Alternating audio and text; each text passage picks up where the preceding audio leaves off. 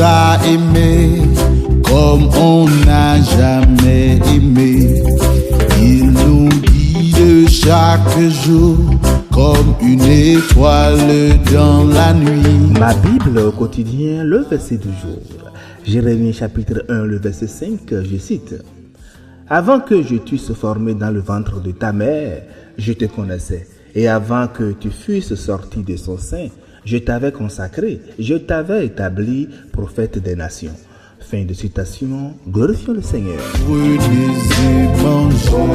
Alléluia, bien-aimés auditeurs et auditrices dans notre Seigneur Jésus-Christ.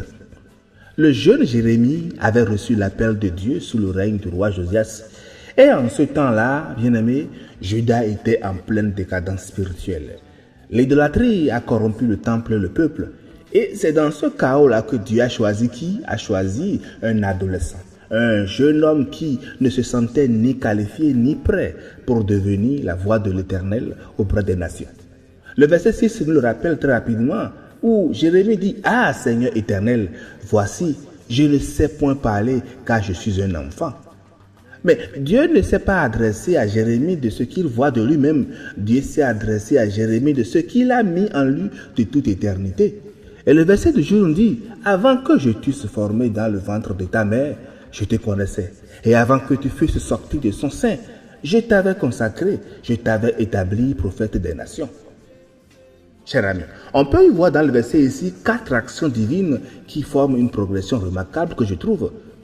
Dieu dit « Je t'ai formé comme le potier modèle l'argile », le même geste créateur qu'en Genèse 2, le verset 7. Puis la deuxième action « Je te connaissais ». Et cette connaissance-là, bien-aimé, n'est pas une simple information, c'est une intimité, une relation d'amour qui a été établie avant même qu'il y ait la conception.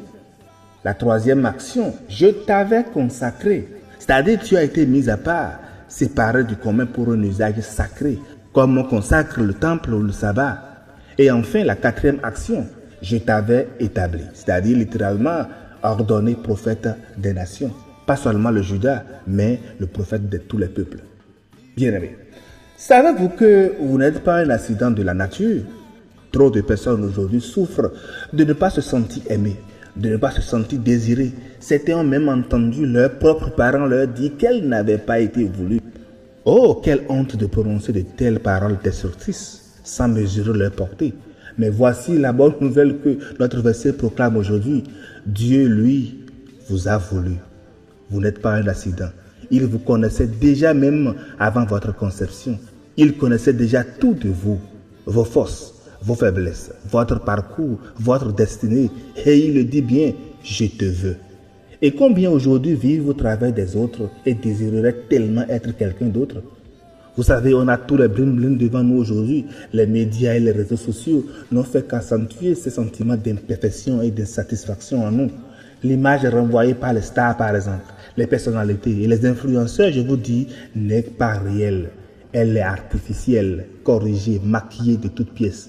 Ces gens-là, il faut qu'ils donnent l'illusion que tout va bien, que tout est parfait. Mais en réalité, je vous dis, derrière ces façades, que de misère et parfois même que de drame. Alors, bien-aimés, bénissez Dieu pour qui vous êtes aujourd'hui et ne cherchez pas à être quelqu'un d'autre.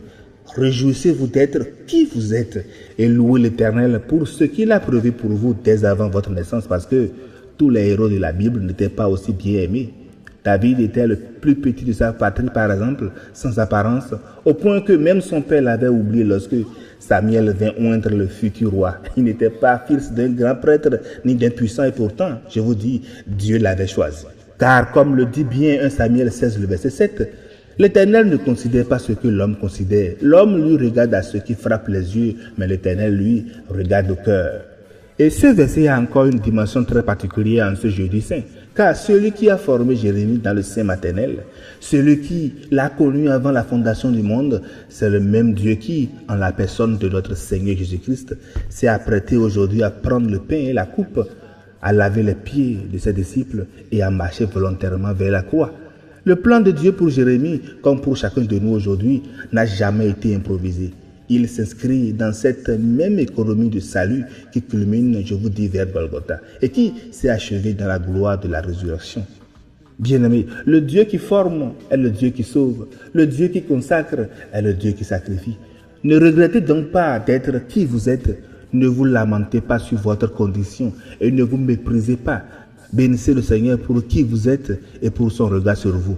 Il vous connaît. Il vous a choisi, vous, oui, vous, pour vous bénir. Car, comme on sait bien dans Jérémie 29, le verset 11, il connaît les projets qu'il a formés sur vous, projets de paix et non de malheur, afin de vous donner un avenir et de l'espérance. Chers frères, chers sœurs, retenons tout simplement au travers du verset que, avant que le monde ne nous voie, Dieu nous avait déjà choisis. Avant que nous ne parlions, il avait déjà mis sa parole en nous. Nous ne sommes pas le fruit du hasard, nous sommes le fruit de l'amour éternel de Dieu vivant, alors que chacun de nous glorifions et louons notre merveilleux Papa du ciel de tout notre cœur. Bonne méditation et sainte célébration de Jeudi Saint à toutes et à tous, dans la grâce de notre Seigneur Jésus-Christ. Alléluia.